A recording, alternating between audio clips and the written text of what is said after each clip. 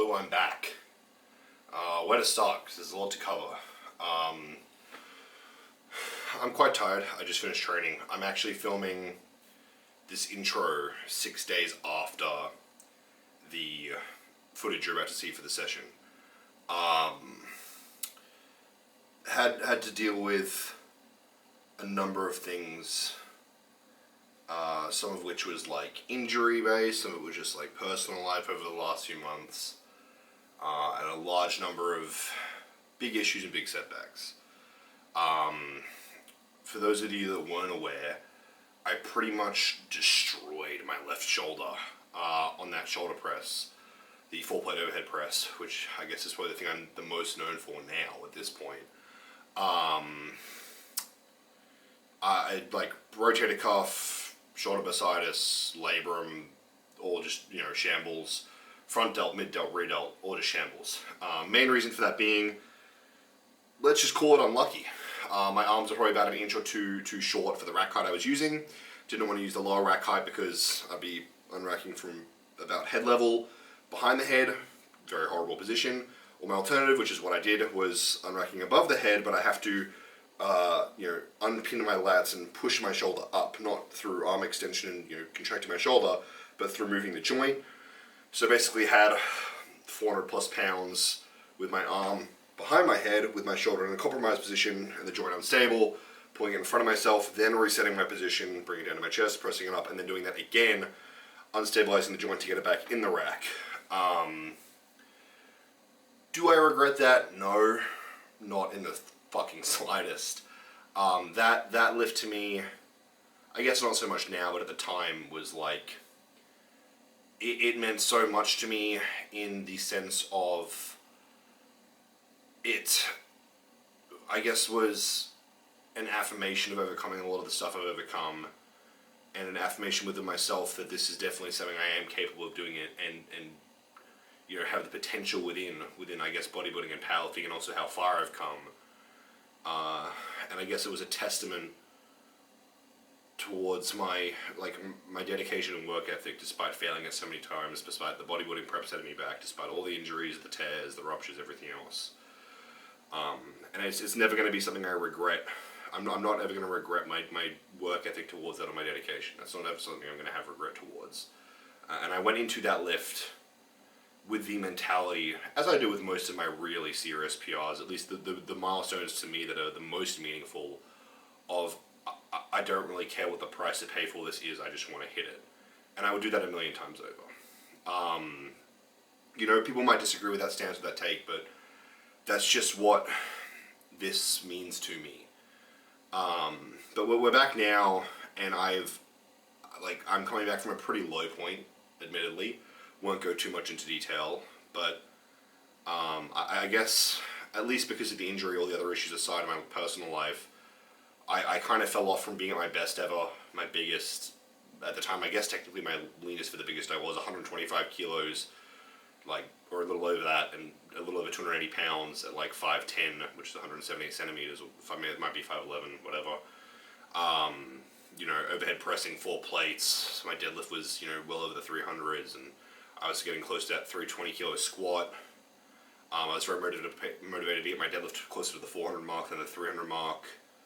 And I had this unstoppable momentum, but I'm a greedy guy, and I did not listen to my body, which is fine. For me, within bodybuilding and powerlifting, there's always been a bit of a clash between what my brain and my body want, and I'll get to that a bit more in a second. But I basically went back down to 230 pounds and soft and chubby, or at least my standard of chubby, not probably a generic standard of chubby.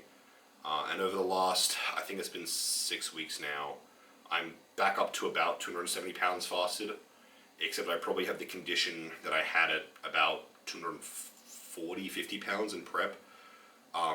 It's been a pretty substantial amount of tissue gain, and I think the biggest contributor towards that is I've put it on the right spots. My main priorities being my biceps, my chest, mostly just due to the fact that my shoulders were obviously so big. My back, again, bit of an issue as to how big my shoulders were, my back double bicep and stuff. Glutes, hamstring, calves, and those have all really grown quite a fair bit over the last 6 weeks to the point where it's been a little bit uncomfortable.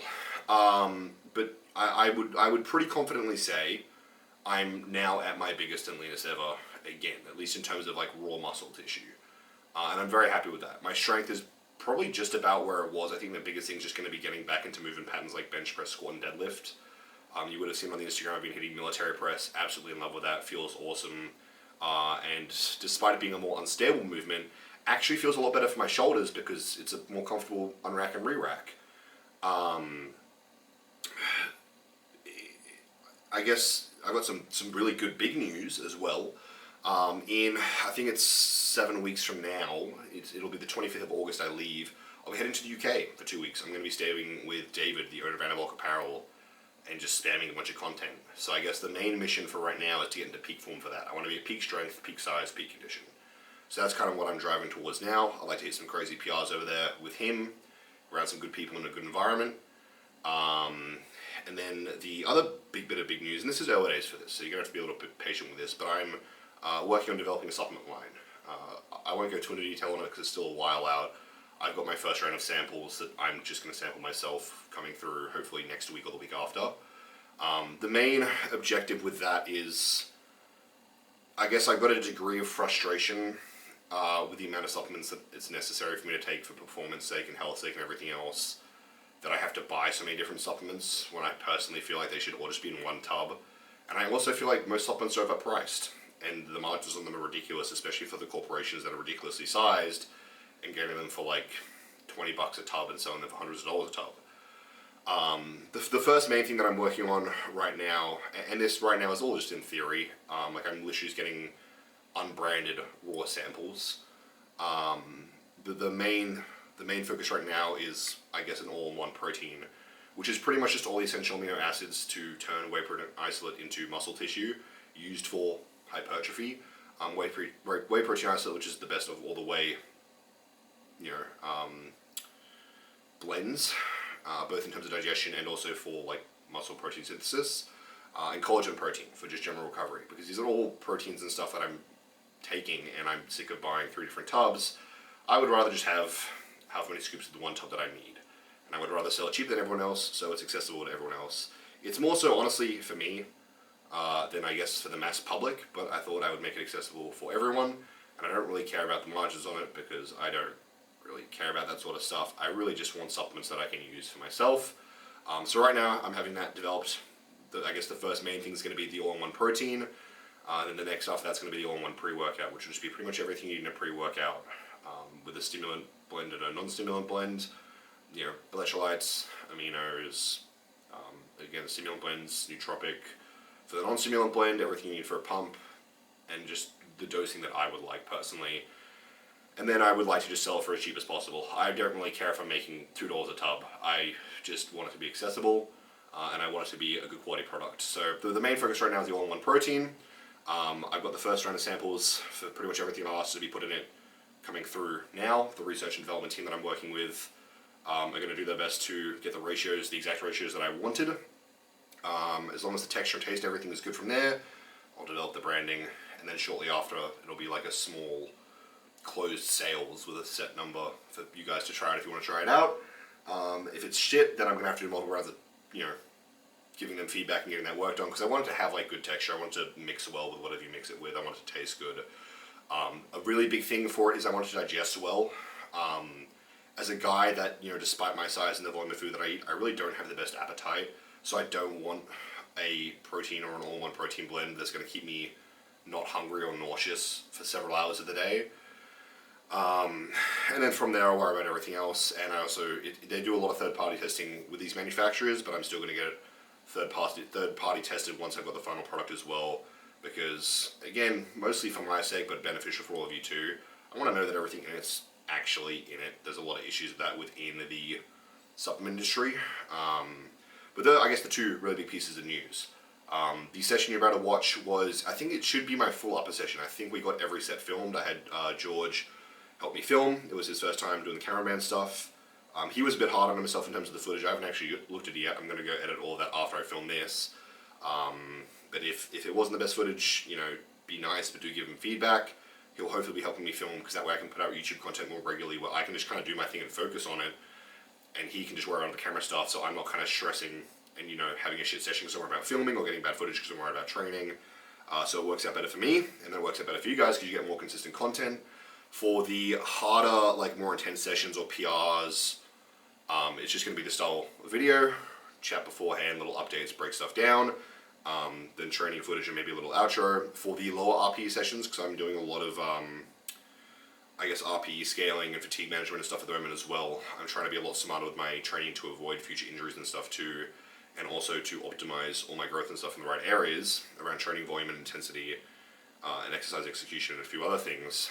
For the less intense sessions or sessions where I'm doing like, I guess you could call it like a single deload session, where once every couple of weeks, like I'll just hit by like, you know, a 3x10 of basic movements or one exercise per body part, something like that. Might look at doing like a mic'd up session, breaking down my logic behind like form executions, intensity, rep ranges, working set volume, I guess more of the technical stuff without me just like talking about it beforehand or after, and then there being training footage and you guys trying to piece it together. So I guess that's where that's moving in terms of the media side, both in terms of YouTube stuff going forward and in terms of the UK, where there'll be a lot of content as well. And I guess mostly now it's just me trying to get myself, I'm pretty confident I'm kind of just about at my best ever, if not at my best ever now, but I've still got plenty of time to keep pushing that higher before I get over there. This footage from today's session, it was a tough session, man. I felt pretty good going into it, but by the time I started actually touching the weights, I just didn't feel great. Felt a bit lethargic. I took a deload after, and then, you know, as it always goes with me filming content, the rest of the week where I wasn't really filming stuff felt great, moved great, and I thought I looked great. And the session I filmed on the camera, I had George help me film. You know, I wasn't particularly happy with the session. It wasn't bad, but, you know, when it's not one of those, you know, 10 out of 10 perfect sessions, even if it's like a 6 out of 10 above average session, it still seems like it's a 2 out of 10. So try not to be overly hard on myself for that as well. This will be the full upper session. I have it written down on my phone anyway, and I'm going to put the full breakdown, but I'll break down for you guys now anyway. Basically, again, main priority for my upper at least is my back and chest. So there's pretty minimal shoulder volume. Basically, it's one more set of wide grip lat pull down, then two top sets of T-bar row, where it's kind of, I guess, a mix between like a Kelso shrug and a T-bar row. A low row, 2 sets of low row, 2 sets of Kelso shrugs on the seal row, 3 sets of Keenan flaps, but I am looking at bumping that to 4. 3 sets of a single arm cuffed like cable pullover, but I believe in the session that we filmed it was a rope pullover, but I have since swapped that to single arm because it just wasn't hard enough. And as I'm getting bigger and stronger and getting back into things, I'm kind of changing up the intensity on certain exercises which previously were more like fluff volume and like, I guess I was trying to hit them more technically. Now they're, you know, I'm pushing harder, but still, I guess, even more technically, just with more intensity. 4 sets of reverse flies, those are pretty low RPE or like more reps on reserve. I try to be as technical as possible with my reverse flies, and I guess I've had a lot of questions about my form on them, which maybe I'll break down in a separate video, but I guess when you see them, just know that I'm trying to literally only hit my rear delts and not have any other muscles activate, and I'm pretty much just going until that's not the case. 4 sets of machine side lateral raises, and that's plenty of reps in reserve. It's not overly hard. I'm pretty much just getting a pump. 1 set of military press, which is I'm alternating between sessions between set of 5, set of 3, set of 1, rinse and repeat. In this session I did go for the 150 single. I have had issues with the military press because our gym does not have like a cage, like a free rack. It just has the monolifts. In one monolift, the rack swings, so it's broken, so you can't fix it in place, which causes a lot of really bad issues with the re-racks. When I throw it in, the rack goes flying and I don't want the bar falling and breaking a mirror or something. And in the other rack, which is the rack that I use, the issue is it can't go higher than I have it set in the video. So I kind of have to squat under it and get it up and then walk it out, which also causes issues with me clipping the sides of the rack. And if I black out a little bit, which often happens with holding my breath and doing heavy overhead pressing, I often get very concerned that I've missed the rack on the re-rack because the bar has to drop so many inches down after actually getting it into the rack that I'm worried I've missed it. But once the monoliths are fixed, that should be substantially easier for me, and we'll be able to push that a lot harder. But I guess that's like a external variable I'm just being conscious of at the moment. And you'll see whether I get the rep or not, because I had this happen in my session that I posted the other day. When I finish the top set, whether it's a single, a 3, or a 5, I'm actually just dumping the bar on the floor, which is fine to do, so don't freak out at me for that. But part of the reason for that is I do not want to risk missing a rack and shattering a mirror, or fucking something up, or hurting someone, or fucking myself up. Especially with the top weight sets, which is normally, as of this week that's just passed, has been 3 plates or higher. Cool. After the single set of military press, it's on to, I didn't hit it this session, but I've just started hitting it again this week. I've gone back to pause bench press, and I'm working on pausing without sinking the bar into my chest. I think part of my issue with my pec tearing, outside of my shoulders being internally rotated and issues with my inference supraspinatus, is I was being inconsistent with the range of motion I was hitting, because sometimes I would, let's say I sink it an inch with 200 kilos or 440 pounds, but then I load 5 plates, which is 220 kilos or 495 pounds, and I sink it 3 inches. And it's like, cool, I might have been strong enough to do 5 plates with a 1-inch sink, but I just added 2 inches of range of motion, and now I've got like a tear because I wasn't strong enough in that range of motion. So what I'm working on to try and avoid that, plus I've also been training with the wraps when I do bench, is for the wraps are for the joint stability, not just for throwing around heavy weight for the fuck of it. And I'm keeping lots of reps and reserves on the bench as well. I'm also, you'll notice, hitting my heavier presses at the end of the session. One, so my back and shoulders and everything are warmed up for stability and joint health and blood flow. And 2, just so I'm tired, so it's like self-limiting. I'm not going to be like true maxing out. But yeah, the reps are for joint stability, and the pause. 1, it's just better for competition. A lot of refs don't like double dipping or like sinking the bar too far and then heaving it out. And 2, it should be better for my pec tendon health long term, even if I'm weaker in the short term. If I'm weaker in the short term, it's fine if it means I'm not tearing my pec every 6 months, or as of history would dictate, maybe even every 3-4 months. So I'll be a lot stronger for a long term because I'm not taking multiple months off every 4 months. After the bench press, which again not in this video but I've just added in more recently, pin loaded chest press, which again this week I've just started hitting single alternating arms. The reason I do single alternating, it's just easier than doing one arm at a time, and it feels better, and it's a bit more fatiguing in the sense of I'm too strong for a lot of machines too. Single arm alternating pin loaded chest press, same idea. Incline machine chest press, all of those were 2 sets. The bench is also 2 sets. I am reading this off the notes on my phone. My machine incline chest press is 3 sets, but I believe I didn't do the 3rd set in this video. I've just put it up to 3 sets. Single arm machine preacher curl, machine preacher hammer curl, and then some tricep extensions. And that's my whole upper session. And all I'm doing at the moment is that exact upper session, my lower session, rest, and then I do the exact same thing again. It's pretty, I guess, bare bones and basic, but I'm enjoying it. It's working incredibly well. A few other things I'm looking at putting in is weighted pull-ups in place of the wide grip lat pull down. Again, I'm just maxing out the machine for like 10 plus reps as of my most recent session. So weighted pull-ups have a bit more room for progressive overload, and probably weighted dips for something as well, or just on top of what I have existing. And that's been feeling really good. I've been growing like at a really rapid rate. I've been getting really strong really fast. I've been recovering really well.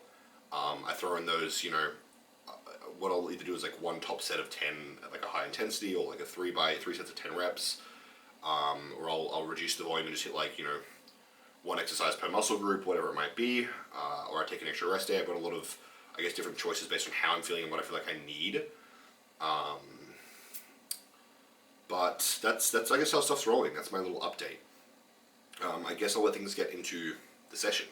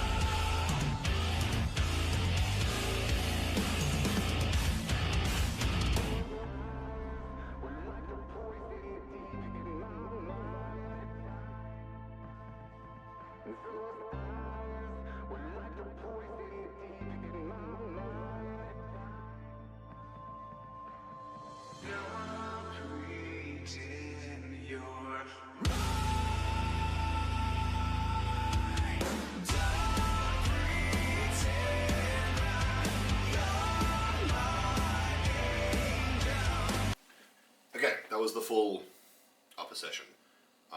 Again, I'm filming this 6 days later, literally immediately after filming the intro. Hopefully that's not retarded. I hope you guys enjoyed that. It was definitely nice to have George help with the filming. And again, give me plenty of feedback, even if you guys just shoot me a message. I read and respond to all my messages that aren't weird or obnoxious. In terms of like, if you prefer just like the raw training footage of me chatting before and after, if you like more of the technical stuff and breakdown stuff, if you prefer like the full days of eating. I did a breakdown of my full day of eating the other day on an Instagram story in response to a Q&A. I'll update you guys on that as well. Pretty much all I'm doing at the moment is it's very simple. I don't have a very big appetite in the morning, so I wake up, protein shake, couple of oat bars. About 2 hours after that, I have my pre-workout meal, which is normally like steak and rice or steak and potato with some pineapple. Then I have my pre-workout, which is just a little bit of fruit juice, normally pineapple juice, just my preferred. Mixed in with my electrolytes, EAs, BCAs, pre-workout. Have that, drive to the gym. I'll slam. Actually, let me go get them and I'll show you guys. What I'm having are, hopefully that focuses, these. So these are, I guess they're made for endurance athletes. They're little gel carb sachets. And it's a blend of like slow and fast releasing carbs, which is just sugar and like slow digesting carbs. So I'll slam 3 of these as soon as I arrive to the gym, which is 75 grams of carbs, 30 of which is fast release, the other 45 being slow release. And then halfway through my session, I'll have another 3, which is another 75 grams of carbs in the same ratio. It's just the easiest way for me to get carbs in, and they're pretty cheap. I get a box of, I think it's like 50 for like $50 on Amazon. They don't really upset my stomach or anything. They don't kill my appetite. They don't make me nauseous. And something I learned from Theo Maddox when I was at Powerlifting Nationals, if you have sugary stuff and you kind of swish it around your mouth and on your gums, it also gives like a light stimulant nootropic effect where it kind of wakes you up. So I'll slam 2, third one I'll kind of swish around my mouth. A little bit awkward because it's a gel, but still works. Then finish the third one, get to training, and then just neck all 3 of them midway through my session. For my upper sessions, I will do it right before I start my military press, and on my lower sessions, I'll do it after my quad work, before my hamstrings and calves. It's like a little refeed mid-workout. Part of that being because I guess the upper lower sessions take me about 2 hours, give or take half an hour either side, based on just like rest times and how I'm feeling, and loading of weights and the availability of equipment and stuff.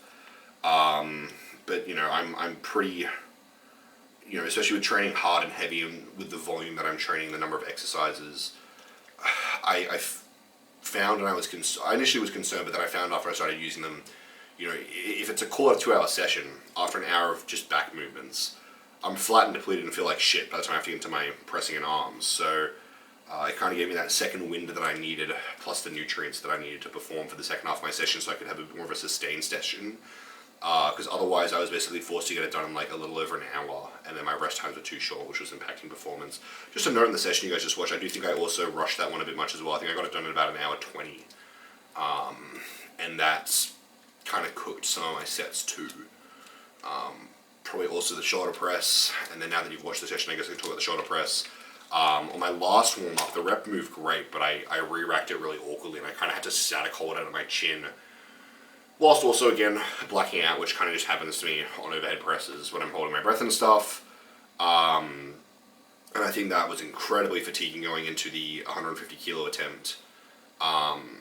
Seeing as I hit 3 plates for a very comfortable double, I think it was 2 days ago, or yesterday actually, and I probably actually had 4 or 5 reps, but again I had a sloppy unrack because I'm a dickhead, and I wanted to play it safe and just called it a 2, but I'd be very confident going for 5 next session in 2 days time. So, but that's what I'm having pre and intra workout aside from the actual meal. As of today, I've actually just started bringing another protein shake and some more aminos and electrolytes to the gym with me as well that I have immediately post-workout. Prior to that, what I was doing was just coming home and having my meal, which would normally be like chicken and rice and like a bag of popcorn. I'll get to the popcorn in a minute. But the reason I was doing that was Sydney traffic gets so bad at about 5 p.m., which is about when I finish training, that it takes me so long to get home. And if I'm stopping for groceries or doing something on the way home, it was kind of like a big ass window before. I was kind of like a 3-hour window. So I was like, well, you know what? The aminos and whether it's a blend of BCAAs and EAAs is incredibly beneficial post workout. So I was going to put that in anyway. I may as well just slam an extra protein shake. It's just more protein. Why not? And I'm just going to digest it by the time I get home and shower before I have to eat again anyway. So not doing that as of today. So I just have the protein by itself, and then I'll mix more aminos and electrolytes with more fruit juice, which I just bring in a little kid's juice box. And I pop the juice box, squeeze into a shaker, put my powder in, which I bring in a Tupperware. Scull those immediately after the gym. It's a little bit gross because it's a whey protein, like a chocolate whey protein. And then I'm having like fruit juice and like fruity stuff. Kind of not in the same shake, but I'm sculling them back to back, which I guess they're in my stomach at the same time. But again, I'm in the car for so long, by the time I get home and unpack all my stuff and shower and sit down to eat, it's kind of fine. So just started that as of today. Then proper meal when I get home is chicken, rice, and popcorn. Reason for the popcorn is it's very, my appetite sucks. And one of the things I've done recently is I'm on about 350 grams of protein. And previously to that, and I think that's one of the things that's attributed to such rapid growth so fast as well, is I think I was really underfeeding myself in terms of protein. It is quite hard to stomach that much protein and digest it. Protein digests about 30% slower than carbs do. The amount of carbs I was having was great for performance and strength, and not very beneficial for bodybuilding. At least in terms of the ratio to the protein, because as you guys would know previously, I was having probably about between 200 and 250 grams of protein, and well over 1,000 grams of carb, which was making me very puffy and fat and inflamed and watery, and probably not building as much tissue as I could have. And now I'm doing far higher protein. And then the reason for the popcorn is it's just very easy to eat. Tastes nice. It's got some sodium in it, which is just more electrolytes. And I sweat and drink a shit ton of water, so that's absolutely fine. And Australian food's not as salty and processed as American food either, so having some salty stuff on the side is not the end of the world. Probably a different story if you're American and your food's very processed and already is full of sodium.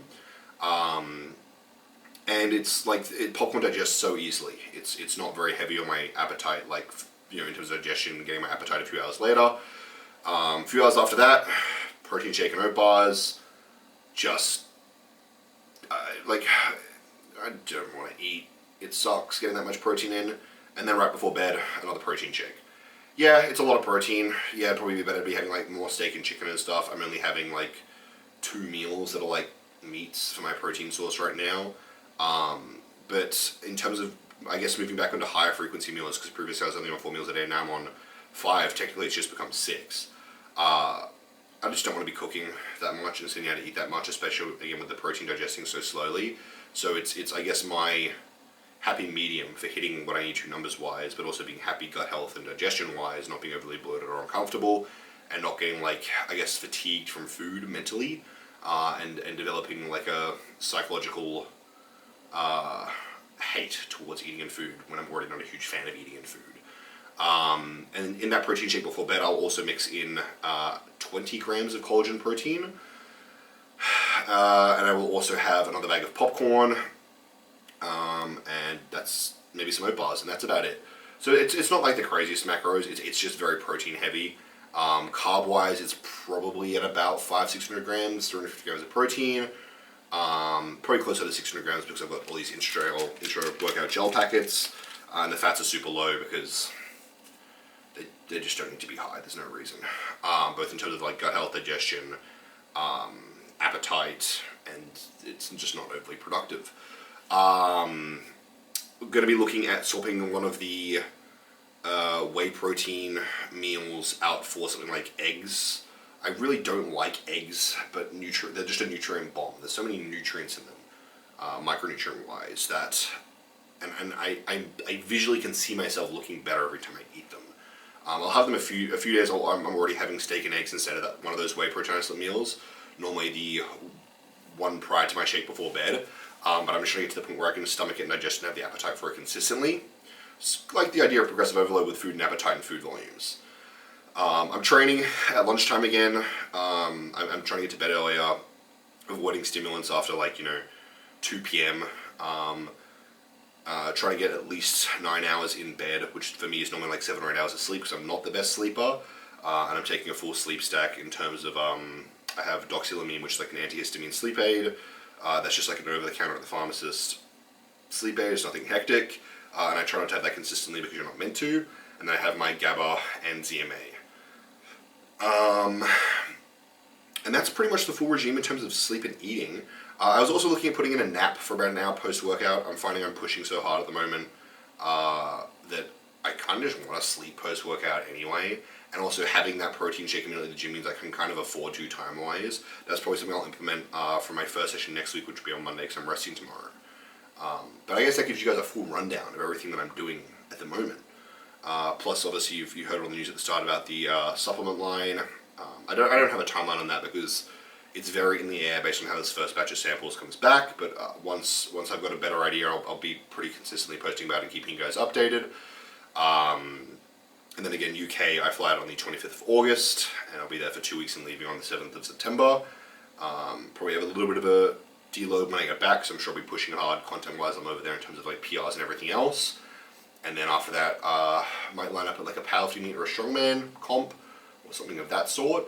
And then I think most likely I will be starting prep in March or April of next year for an October show. And I'll be looking to start prep at about 300 pounds. And if I can be the exact condition I am now at 270 pounds, that will be phenomenal for me. Especially putting all that tissue in the right places again. Biceps, back, particularly upper back, glutes, hamstrings, calves, chest, particularly upper chest. Like that would be phenomenal for me. But I'm not in a huge rush. And if it gets to March, April, and I feel like I need more time and more tissue, I will. I'm not in juniors anymore now. I'm competing with the big boys who have been doing it for the last decade or two. So I'm not rushing to get back on stage with bodybuilding. I really want to. Trust me, I have that itch to. I've been actually itching to for a while now. But I know it's not like the most productive thing for me decision-making wise. I guess that's everything because that intro was about 20 minutes. And I think there's a fair bit of footage. I haven't, again, looked at it yet, so I'm going to have to go edit all of that now. But I think that just about covers everything. Next video will probably be like either a full day of eating or a lower session, or maybe another upper session with some sort of PR. I guess other than that, follow me on Instagram, it's Matt_Dylan, same on TikTok. Subscribe here if you enjoyed the video and you're looking forward to more videos. The rest of the year should be pretty productive in terms of like PRs, content. Hopefully there'll be very consistent YouTube videos from now on, now that I've got someone helping me with the filming. And George will be working on constantly getting better at the filming as well. He's got some more ideas for how he wants to do things moving forward. Let me know what you guys want to see. Do you just want like still shots? Do you want like B-roll camera shots? Do you want technical breakdowns of stuff? Do you want just raw footage? Do you like the current style? Is that, what do you want to see? It was George's first time, I guess, doing videography work as well, so do be mindful of that and do be nice. Give feedback in a constructive way, not in a critical way. If you're interested in coaching, you can apply for coaching down below. We've got a really, really great line of guys at the moment. Everyone's working incredibly hard, and the amount of progress some of them are making makes me feel like I need to be pushing harder. But right now I'm probably the most dialed I've ever been in my life, or at least since my teenage years, in terms of ticking every box, in terms of like optimizing supplements, nutrition, digestion, sleep, recovery and fatigue. I'm literally about to go have a mineral bath because I forgot that's something I can do, and I'm exhausted and feel beat up. And I can't wait. I'm really looking forward to it. And I got a nice rest day tomorrow. I'm going to just chill out all day and then back to it fresh Monday. So things are in a really great spot, and I think the amount of progress I'm making really reflects that, and I'm really eager for how like the rest of this year goes.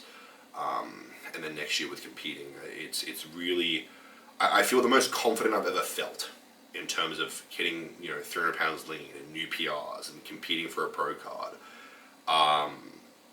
But yeah, I hope you guys are excited too. It's good to be back. I hope you guys enjoyed the video. If you did, make sure to like, subscribe, and leave a comment. If you didn't like the video, you can leave me a comment letting me know why and where I should improve. But with that, I'm going to go have my bath and then have another meal and go to sleep because I am so exhausted. I didn't sleep great last night. It just happens sometimes. I hope you guys enjoyed. I hope you're all doing well. I'll make sure to keep you all updated on everything supplement line wise, and content wise, and progress wise. Instagram again has the most frequent updates. I will see you guys in the next video.